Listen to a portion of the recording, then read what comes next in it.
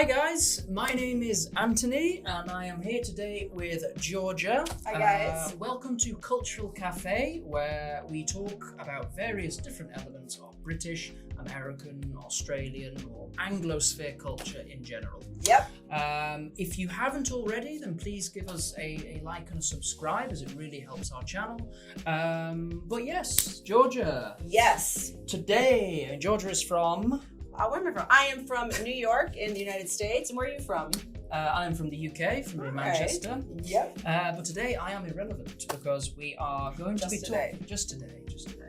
But today we're going to be talking about US sports culture. Yeah, if there's one thing my friends know about me is that I'm a big sports fan. I'm just kidding. But yeah, that's what we're going to be talking about today. So no pressure. Sports. So yeah, I've got a couple of questions because also I don't really know a lot about US sports either. You and me both. I'm just kidding. Good. Then we can help each other out. So my first question is, what is the most popular sport, or what are the most popular sports in the US? So, okay, the US sports culture thing, it's a little unique. So here it depends whether you're talking about the most popular watch sports or the most popular played sports. So in American high schools, in American universities, there are a lot of sports played.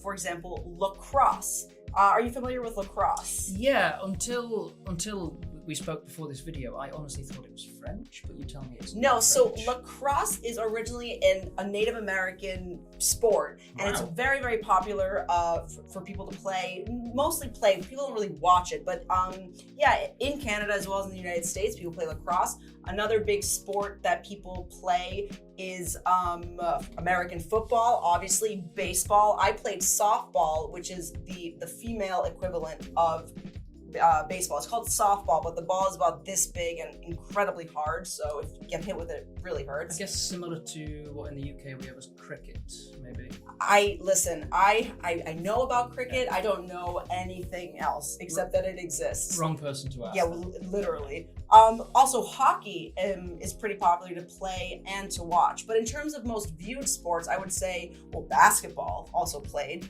Basketball, baseball, American football, hockey. These are big sporting events that everybody loves to watch as well as play. Wow. Yeah. Okay.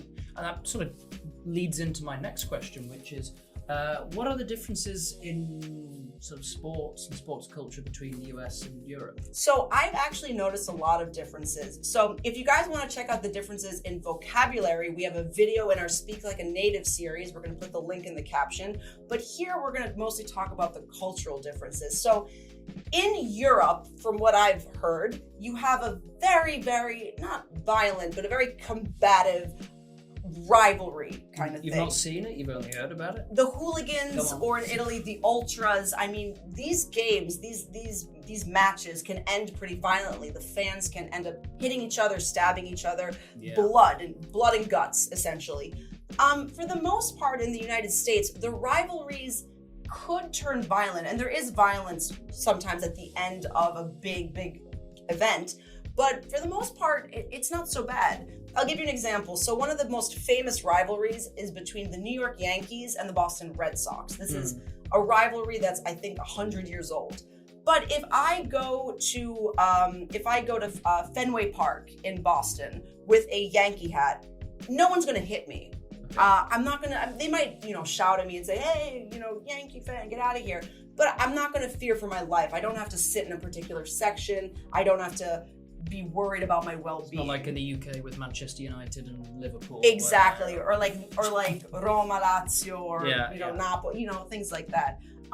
Another big difference is the stadiums. So if any of you have ever been to a sporting event in the United States, you'll have noticed that the stadiums are state of the art. I mean, these cost billions of dollars, and you can get any food you like. A big thing is the food. You can not only the typical food, nachos, hot dogs, whatever, sushi, you can get gourmet food, you can get all kinds of things. And if you're rich, you can go into one of the boxes and get, table service, bottle service, things like that. So the stadiums are often a big drawing point for the fans to come to those things. I think I think the Marlins Stadium actually has an aquarium on around where the game is played. So there's fish getting traumatized as the game goes on. Oh, excellent. Yeah. What more do you need? Yeah, right? Very good. Okay. And my final question then, and the ultimate question. Oh, yeah? All right. Football or soccer? Okay, so first of all, let's get one thing straight. We're it's pronounced soccer, okay? And soccer is what the rest of the world knows as football. But if you go to the United States and you say football, I'm thinking helmet, ball, boom, right? Yeah, because we don't play it, for example, in the UK, American football. Maybe in recent years it's become like a trend, but at a national level, we don't play it. For us, the closest is rugby. Well, in the United States, soccer tends to be something that people play, but they don't really watch or care about. Yeah.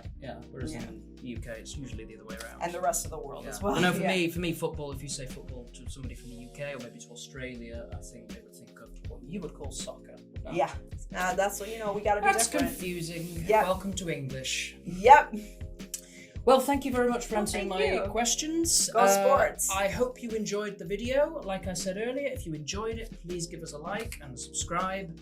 And if you've ever been to a football or soccer match, tell us about it in the comments. Yeah, leave us a comment. Yeah. Bye, guys. See you next time. Bye-bye.